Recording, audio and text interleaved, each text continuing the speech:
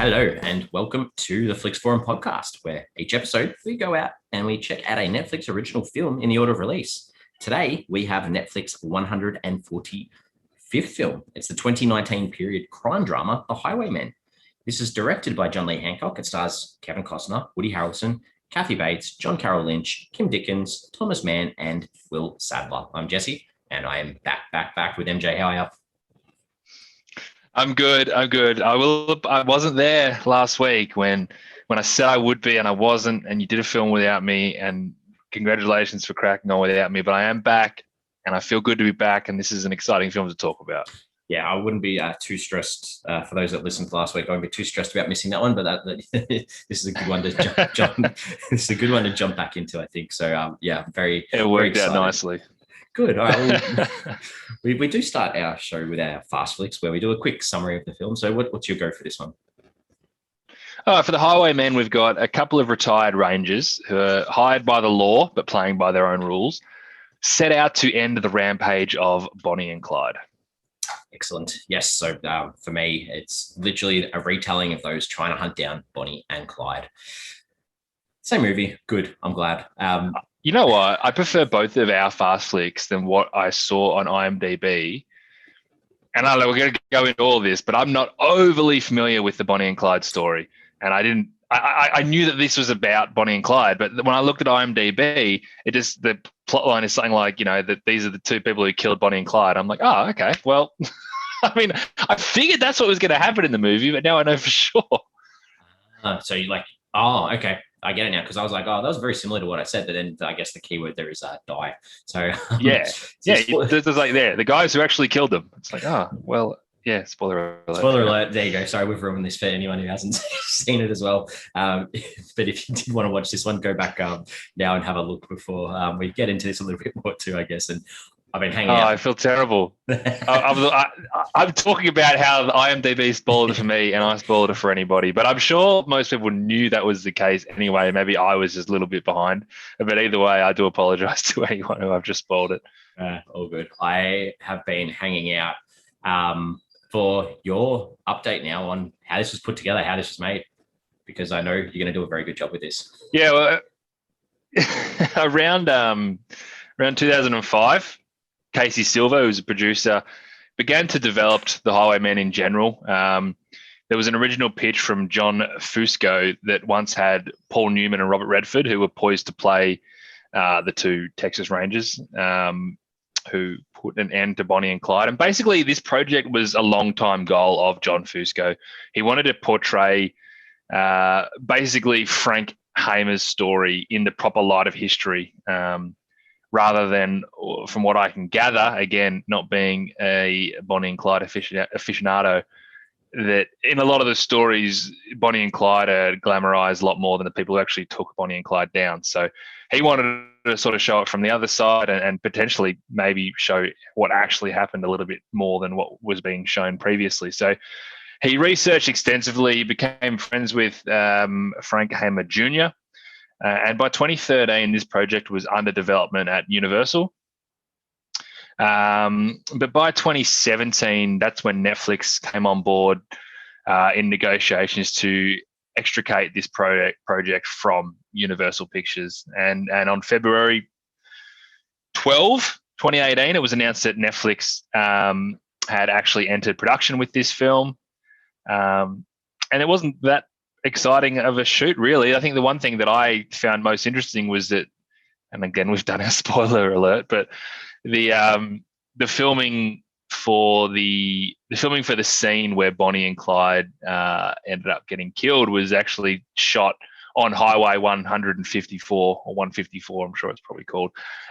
Basically, they had to recreate that scene because it's now an asphalt 2-lane highway. But the film crew basically planted trees along one side and added dirt to cover up the blacktop road. But basically, Kevin Costner sort of spoke about how eerie it was that when he was standing there shooting that scene, that he's basically looking down the hill at where Bonnie and Clyde were coming up, and they were, not knowing that they were mere minutes away from getting killed. And it was kind of cool that they shot it there. So the film premiered at South by Southwest Festival on the 10th of March in Texas, 2019. It then had a very limited theatrical release on the 15th of March, and then it began to stream on Netflix on the 29th of March. So within the first month, Netflix was happy to beat their chest and tell everybody that 40 million households had watched The Highwaymen during its first month of release. So if those numbers are accurate, it's an insane number.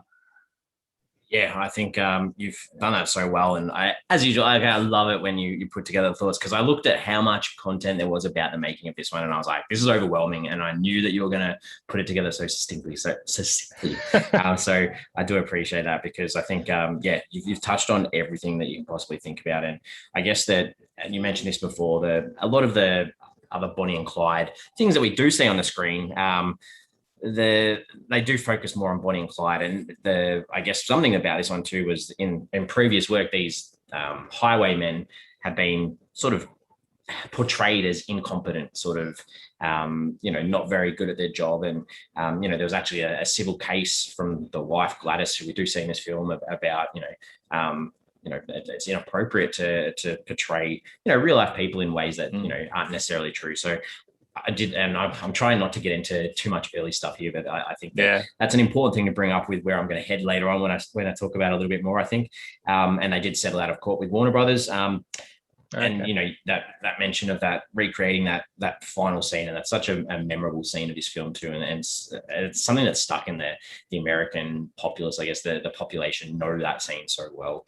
I think just a fact about the actual time, I think, was at the time of the ambush, there was like $26,000 worth of reward pledges that have been put together. And when they tried to collect on those pledges for actually capturing these people, in the end, each of those involved only got $200 each, which isn't a lot of money. But when you think about it, everyone that was involved actually, comes here and goes, I helped. And sure. And I think that one of the things too, I think, was that Hamer, actually kept a lot of those guns that we see in the film that he stocks his car up with too in real life. So that's a cool little thing too.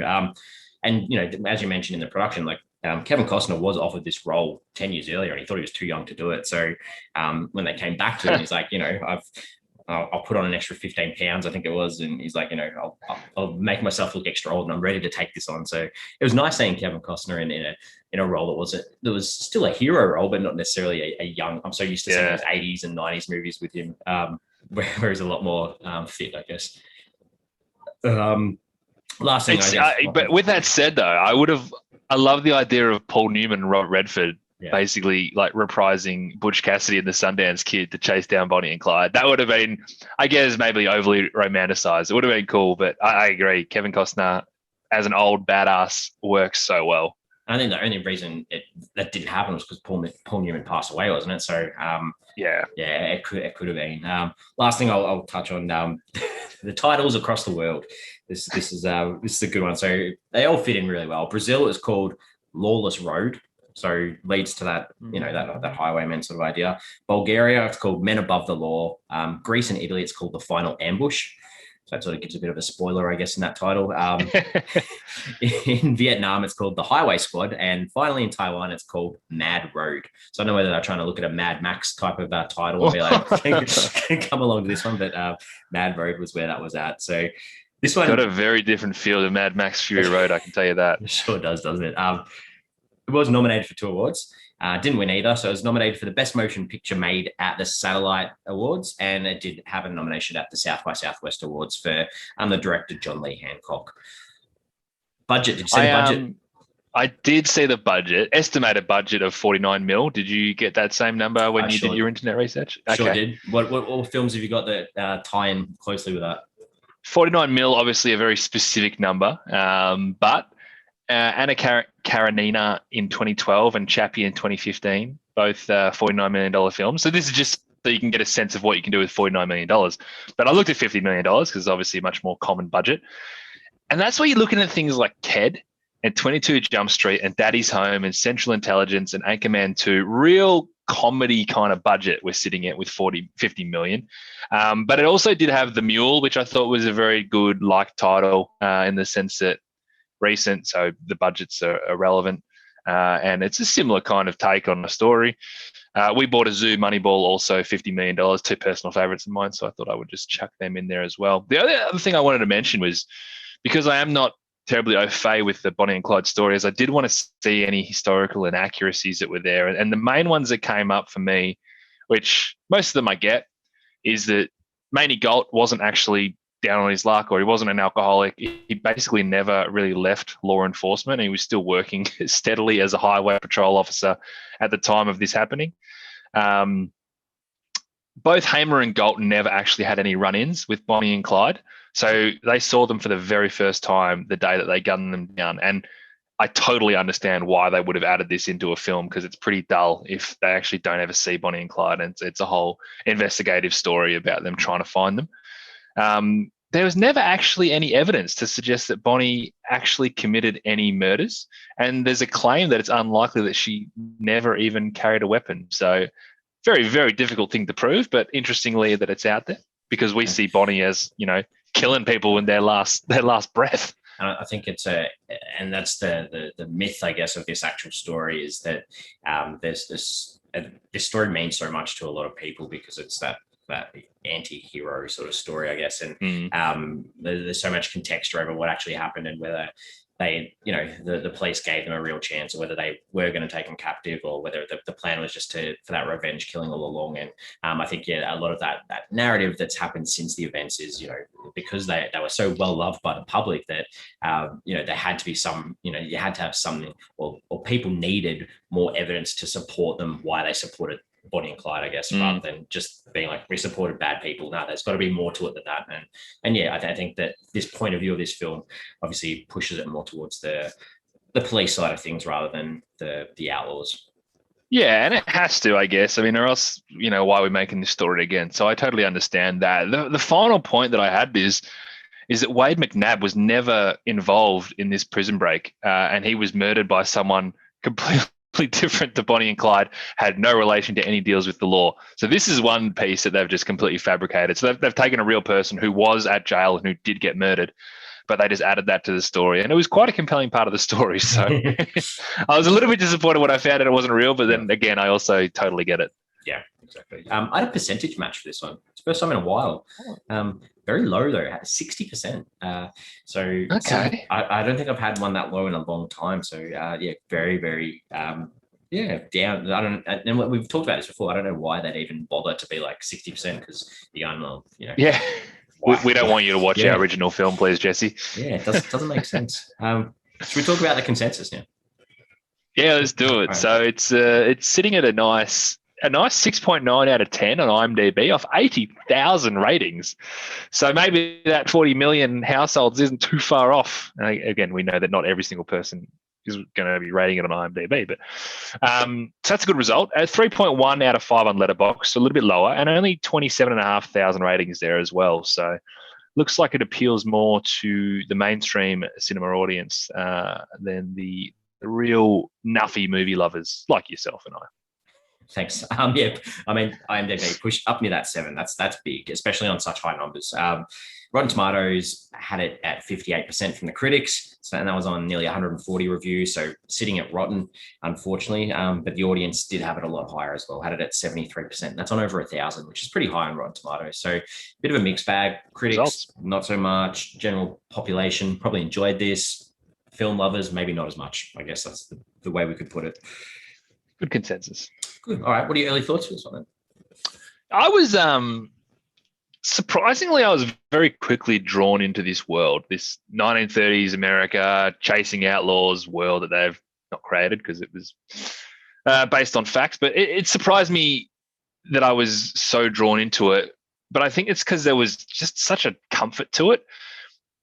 The flip side of all that is that it's definitely lacking any real punch. But it was just a really comfortable ride, and sitting on my couch at night and watching two actors who I really like and learning bits and pieces about a key moment in USA history, it was all right by me. So it was a comfortable ride, but it was a pretty good ride for me. I enjoyed it. Yeah, I've seen the 60s film, and there's a couple of mini series. There was even one like a couple of years ago that I've seen about this story. So I'm pretty familiar with Bonnie and Clyde, as well as that knowledge of how well known this story is in America. It's almost like the American version of our Ned Kelly, I guess, where you've got this massively. That's what I picked up. Yeah, you've got these characters that robbing from the rich, giving to the poor, almost sort of idea, like your Robin Hood style sort of story. And I guess that's the same thing with us as Australians. That Ned Kelly myth is so important to our culture, and that idea of defeating authority, or the underdog, or overcoming the odds. And these two were obviously that sort of similar sort of story, where they're these underdogs that that were being cheered on by the general public, because the public were like, we're sick of these corrupt businesses and governments. Let's try and stand up. And I think I just really appreciated seeing this story from the other side, because every other version of this story that I've seen is always from Bonnie and Clyde's point of view. So I really enjoyed seeing it from the other side. So yeah, I did enjoy it too. And you have to understand, right? And it's probably better for you to answer this question because you're more familiar with it than I am, that these people are celebrated. And you're right, it's like Ned Kelly. These people are celebrated, but they're killing policemen and they're killing a bunch of people. And I'm sitting there not knowing much about this, going, why are these people so notorious? Why do people like them? Why are people following them? Like, I get the whole, steal from the rich, give to the poor kind of philosophy, but I don't know. There's got to be a level of murder that we don't want to condone. Yeah. And I don't know whether it was done exceptionally well, but you did have them when they're riding into town, they're riding into like these almost slum-like villages to sort of highlight that idea that, the banks are taking houses from people. People are living not as well off, because we do get to see the nice houses that, in particular, Frank has. Like, his place is immaculate. So, there is that chance of having nice property, having a good place, and the communities that Bonnie and Clyde are hanging out with and that are being protected by are the types of people that, are like, these people are standing up for us. So yeah, I guess that's that. And like, yeah, we're probably just going around circles. It's the same as Ned Kelly, he did the same thing. He attacked police officers, but he was still, people hid him, people protected him because, they saw him as an outlaw that was doing the right thing, and overcoming that authority. Yeah, you're right. Bang on. All right, characters. Hit us off with I don't know. This is going to be interesting because I don't really want to talk about too many others other than our main two Highwaymen. But hit us off. Yeah, no, I agree. I'm going to start with Frank only because I feel like I should start with Frank, even though I kind of am more interested in Maney. But we'll get to that. Well, so Frank Hamer, played by Kevin Costner, he's a tough son of a bitch. He believes in justice, and I kind of like the fact that he feels like he's above the law enough that he can bring the justice himself. It's more his sense of stopping these people rather than the fact that he was given the job to do so that inspired him to be here. So basically they offered him the job and he was like, yeah, maybe. But then the more he hears about it, the more he's like, nah, something's got to happen here. And it's his own sense of morals and that moral compass of right and wrong. He's so sure in his own mind why he's doing what he's doing. And for me, that's a really admirable trait. Even if it can be misguided, I totally envy someone who can so strongly rest on their morals and know that internally they're making the right decision for things that can be really sketchy things that they're doing. But I mean, with all that said, he's generally really savvy. He's calculated. He's ice cold when he needs to be. There's a certain kind of breed that can do what he does. And I kind of like the backstory of how he was almost murdered himself as being a catalyst for basically getting into this line of work. But yeah, he's an admirable character for me, but also I can understand why people are against some of the things that he does because he's semi-murderous, but he backs his own decisions because he's got, as I said, that moral compass of right and wrong and just completely leans on that whenever he makes a decision.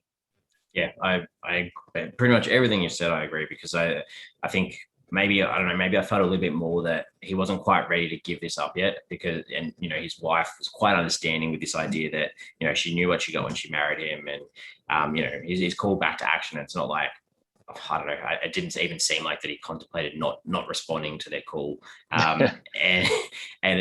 And the parts with these two characters for me in particular, and, he's obviously at this retirement age. There's multiple mentions about, it'd be a shame for someone to get hurt on their way to retirement sort of thing.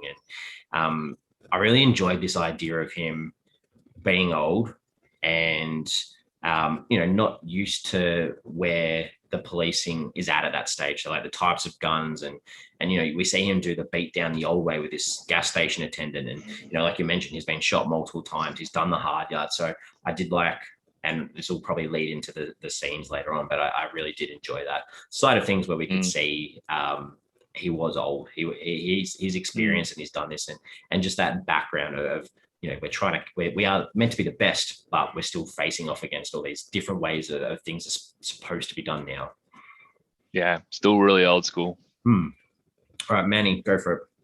Yeah, look, to me, and it's kind of annoying now knowing that the person in real life wasn't necessarily like this, but to me, there's a fascinating exploration, in this story for this character. He's at a point of his life where he's kind of trying to find his worth. He's potentially trying to define his past actions and really trying to understand what makes or made him really tick. And he admits trepidation around this job when he sort of talks about the fact that I've never shot a girl before, I've never shot a man without knowing, and that's the kind of stuff that separates us from them. It really humanizes him to the audience.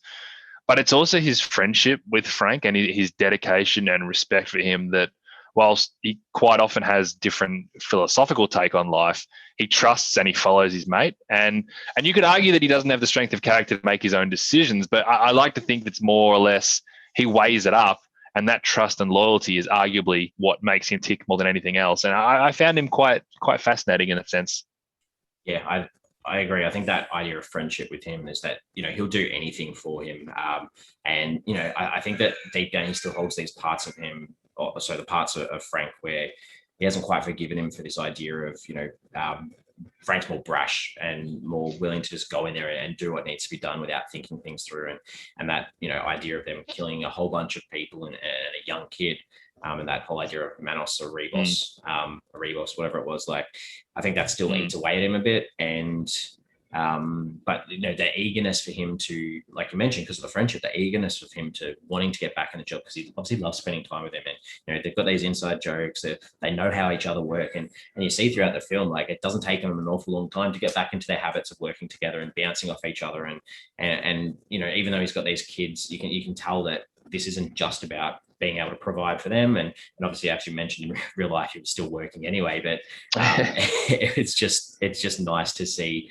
And I don't think you could necessarily say, like, I guess they try to promote it as if this is more Frank's story, but I feel like they're just as equal as each other in a lot of the storytelling for this one. Yeah, I agree. They're two great characters. The only other character I do want to talk about is Deputy Ted Hinton, who is played by Thomas Mann. I think he's an important character, albeit minor in terms of screen time, but the sense that he has a history with Bonnie and Clyde. He knew Bonnie and Clyde, the people, but not necessarily Bonnie and Clyde, the monsters. So not only does his hesitation around killing them make sense, it gives you a tiny insight into why these people had that following. And there must have been a certain charm to the work they were doing and a certain charm even to their personalities as a whole. But you get the feeling that Ted, if he wasn't coerced by Frank and Mamie, he would have probably happily let Bonnie and Clyde continue to do their thing. And this is potentially the sentiment around local law enforcement at the time and why they were just getting away all the time, because it took somewhat neutral out-of-towners to bring Bonnie and Clyde to justice. And that was obviously Frank and Mamie, but then the police at Louisiana as well, who were just like, no, screw these guys, let's take them down. So I think that Ted kind of encompasses a whole heap of that and explains why that was happening at the time. Yeah, good point. So I guess I didn't really have much to say about him. Yeah, I just put down Mar Ferguson too, because I thought it was interesting that you got Kathy Bates in this role, and this was the first female governor of Texas, and she obviously had faith in these guys, but also wanted to keep them on this string just close enough to her so she could keep control of them. And if I'm not going to blurt too much out about it now, but if you're interested in her story, it's quite an interesting story about this idea of the Highwaymen and the Texas police and sort of the decommissioning that she did and things like that. So have a look into her if you're interested. Yeah. Director, good to know. John Lee Hancock. I just love I love that name because just give us your Hancock. I love the idea of the history behind his name. But what about some of his other work? I've seen quite a bit of his stuff. He's done a bit of writing and a bit of directing. Obviously famous for directing things like The Rookie, Save Mr. Banks, The Founder. Also wrote The Blind Side. I think it's fair to say he generally likes spacing himself in non-fiction work. That seems to be this kind of stories he likes to tell. Yeah, and the recent the Little Things one with Rami Malek and Denzel. Was it Denzel? I think it was Denzel. I saw it not that long ago. It was one of the HBO films that went straight onto HBO Max, but Okay. it hit cinemas over here. So yeah, that's another one of his, which was out of all of them as you mentioned, is probably the one that's actually fiction. But yeah, the Founder is another good one that I thoroughly enjoyed too. If you the McDonald's one, if you haven't seen that one. All right, scene time. Talk about some scenes. What are some ones that you liked in this? Yeah, I've actually got a few, so I'll try and roll through them pretty quickly. The scenes that I did like in this movie was the prison break at the start. I thought it set things up really nicely. It was very exciting. I didn't know what was going on, but it was exciting. Um, I'll run through them quickly, as I said. So when Frank obviously takes on the job and he says to his wife, "I'll come back," it kind of sets it up as something that he always says to her, but also makes you truly understand what's at stake. And there's an element of this movie being about Frank's survival against two pretty dangerous outlaws. I mentioned this before when I spoke about Maney, but I love the dialogue of him saying, "I've never shot a girl before. I've never shot a man without knowing." And that's what separates us from them. And that's just his own moral compass, which I really liked. One of my favorite scenes in the film was the scene with Clyde's dad.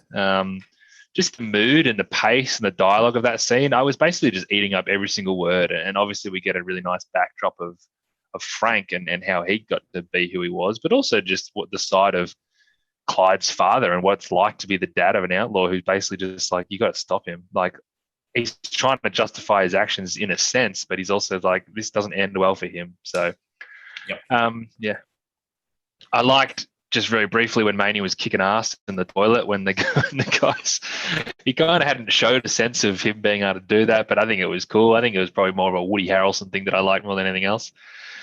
I loved the scene on the porch after they found McNabb dead with Maney really feeling that guilt, basically saying, am I responsible for this? And Frank was just flat out pissed off because these guys are still getting away with it and he's not getting the job done. I think that's the difference between the two of them, really highlighted very clearly in what was another great scene. And then finally, the last thing I liked, which you spoke about briefly before, was the Manos Ribos story. I thought it was really haunting the way it was told, with a little more insight into Frank and a little more insight into Maney as well, into why he's there and why he follows Frank and respects Frank. But just the juxtaposition of Frank sitting on the porch and the guys playing poker or wherever they're playing. There's some great scenes in this movie.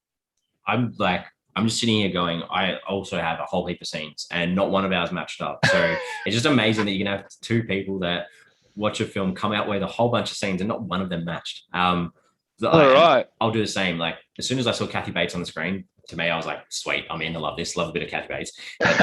That's just a side note. The scene where Frank goes out, gets up early, goes out and shoots the bottles with those kids. It highlighted that he'd lost a bit of his swagger. He's lost his ability to hit that target. And I really took away from that. I was like, okay, this is setting this guy up really well.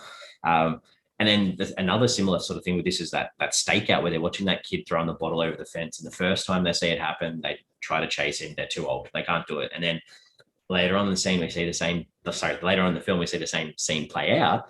But, they've reconnected back together. So they work together to work out, we may not be the quickest guys, but we can outsmart this kid. And I really enjoyed that follow through with that. And then another one, the two of them are out at the lake together. And then, there's a sign and Maney's shooting at that sign. And he's like, makes a bit of a joke about, oh yeah, I've hit it sort of thing. I had a bit of a laugh. And I just thought that, then Frank pulls out his machine gun and he's like, if you got one for me, I thought it was quite funny. And also, again, highlights this, this change in these two guys of where they've come from. We're used to using these small little guns. To be a part of this and to possibly get what we want out of this, we've got to adapt and change. The one of the crime scenes where they're there and, the younger cops are being, horrible to they're too old, past that sort of thing. And man, he's walking around, these young cops and he's playing around with the crime scene and picking up the bullets. He's like, you already got some bullets. I'll take some as well. I just, I had a good laugh. But that was cool. Car chase scene where Frank and Manny given that car chase to Bonnie and Clyde and they hit that dirt road. I thought that was shot really, really well. The confusion they were able to create with the dust storm and then, they get out of the car and there's just that desolate space. I really thought that was a cool shot. Last one is this idea too of them being friends and that idea that Frank's driving is possibly something that Manny doesn't really like. And I like that they, he keeps asking, can I drive? Can I drive? And then, that final shot of that near the end is, Frank gets out and lets Manny drive. And it's like, Frank's he's ready to give up control. He's ready to give it up. He's done. He's fine to let go of control. And I just really like that too. Yeah, I liked that too. That was good. Yeah. Anything that you didn't like in this one?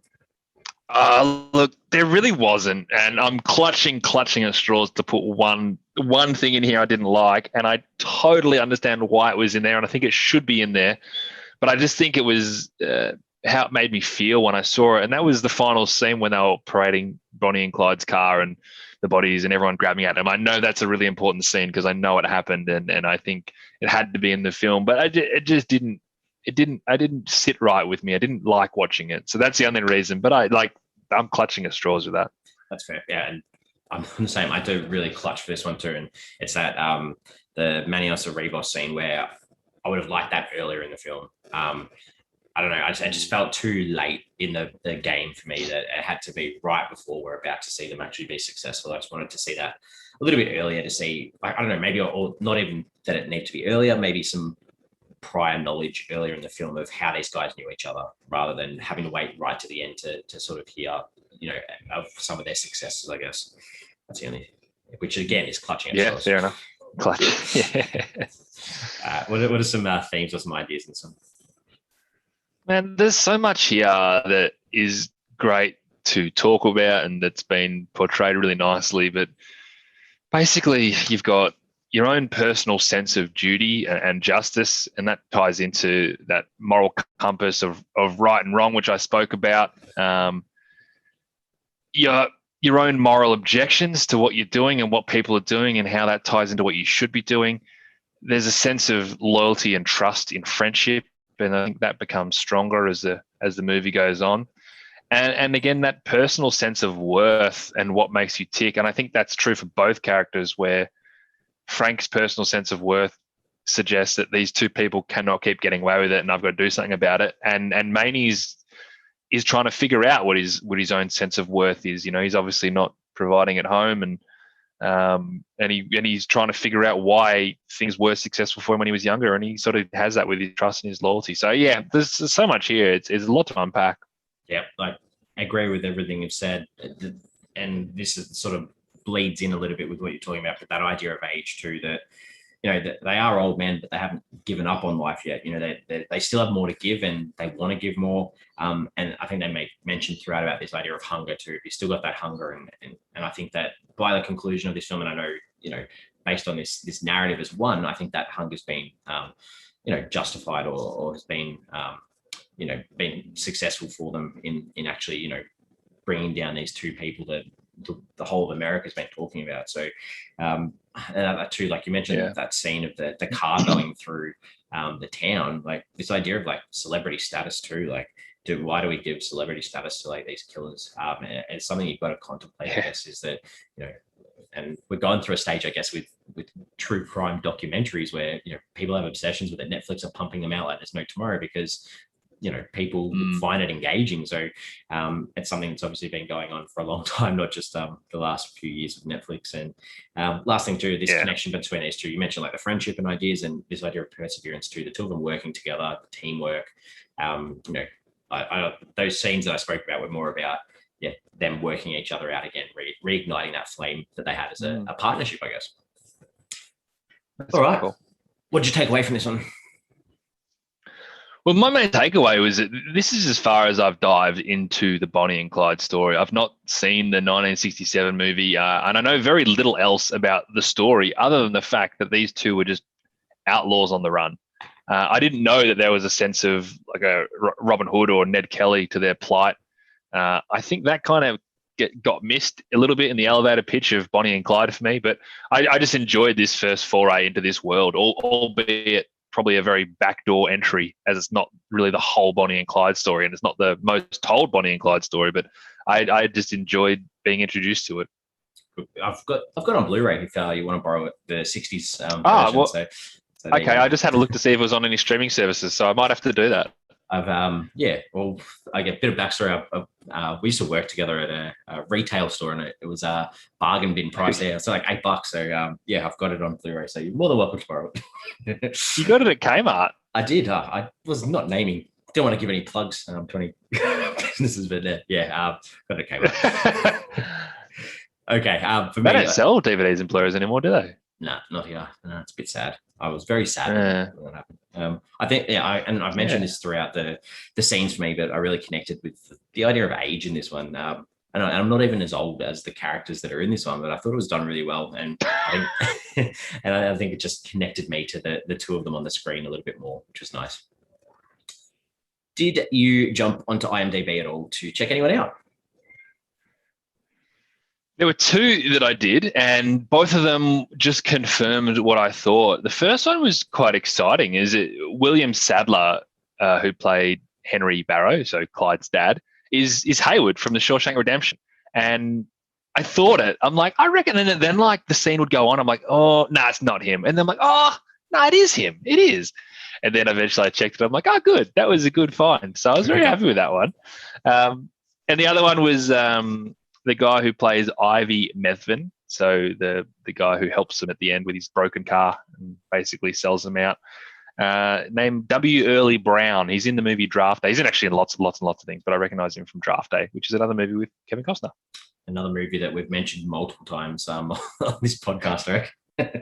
Multiple times. I didn't have anyone, so question time. Have you got any questions about this one that you wanted to ask?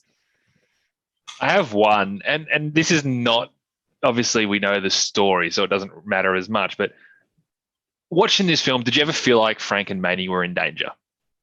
Yeah, true. No, not at all. Not one little bit. That's the one thing maybe it was missing. It was just like they're not. Nothing's going to happen to them. They're fine. They don't even get close to like being in danger. Yeah, that's 100% true. And usually, I guess in a sort of some sort of crime, sort of or a drama that's involving police officers, they put a family member at risk, or they put, they have an accident or something's going to happen that goes wrong. You usually, even most narratives will have you climb up and down throughout. But I guess not. Good point. Very good point. It just wasn't there. Yeah. So I just want to know, why do you think people have such a connection with outlaws that do the wrong thing? Look, I think now it's because of the fact that they're historical figures that we want to learn more about. But I think at the time, and it's kind of hard for me to empathize with this because times have changed so much, that at the time, maybe they weren't that bad what they were doing, and what they were doing, people were just looking at the positives of what they were doing, and there were just negatives associated with that because of the world they lived in. So it has to be something to do with that, because you look back on it and go, no, this is not good what they were doing, even though there was good to it. But I mean, it's a different world, right? It's completely different as to how society was functioning, that you just don't know. But now it's like Bonnie and Clyde. Oh yeah, I'm curious about this. These guys were basically rock stars. Let's learn more about them, and their name just stays relevant. Yeah, cool, great answer. I think we're almost ready to wrap this one up. I think we're almost done, which is good. So at the end, we give the film a rating out of 5 for a Flix Forum average. So MJ, finish us off. Yeah, well, sometimes a comfortable ride with some great actors and a story that captures enough interest is just exactly what the doctor ordered. And I never got my blood rush or my adrenaline soar like sometimes I would with a great movie experience, but that was okay. It didn't break the mold in anything that it did, but what it did pretty well. It had really well thought out and developed characters. It kept things pretty explicit, so following the story wasn't a chore. And there was a couple of pretty memorable scenes. So it ensured that I had a very nice experience with the Highwaymen. So it's 3.5 stars for me. Nicely put. Yeah, similar sort of like if this was made in the 90s or late 80s, it would have almost had like an award style feel, like, two big names, true story, well made, all that sort of stuff. And, the look of this film was for and sometimes when you're watching this on streaming, it doesn't come across as nice, but on the big screen this would have really stood out and looked really nice too. And I think the character study of these two that I knew this event, but I didn't know too much about these people. So I really appreciate that and thought, it was well covered. And like I mentioned before, that whole idea about age and seeing these two grow, I thoroughly enjoyed it too. So 3.5 from me too. Which is nice, easy one of a 3.5. We do have socials. We've got Facebook, Twitter, Instagram. Feel free to give us a follow if you can. Question that I want to pop up this week was the ambush of Bonnie and Clyde more for justice or for revenge from the police officers? Was it they were trying to do the right thing or doing it because they just were sick of police officers being killed and things like that? Good question. I think the movie portrays definitely Frank's perspective being more justice, but there's a little bit of a fuel from the revenge side of things too. So it's a great question. I think great question. I was going to be like, it's justice, Jesse, but it's a bit of both. Yeah, I agree. That's exactly the line I was going to go with. I think it's for both. So as usual, it's been very good catching up. We'll be back again next week with we're sort of skipping back in time, and this sort of tells us that Netflix sort of didn't get this one right up, and so we should have a good story because it's a 2017 film.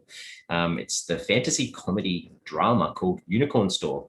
It's actually directed and stars Brie Larson. It's got Samuel L. Jackson, Joan Cusack, Bradley Whitford, Karen Sony, Mamoudou Athie, Mary Holland, and Hamish Linklater. So bit of a Captain Marvel combination here. Yeah, I'll definitely be there for that one, Jesse. I promise. Good. And it's a bit shorter than this one too. So a good 90-minute runtime, I think, which we good. Yeah, we like that.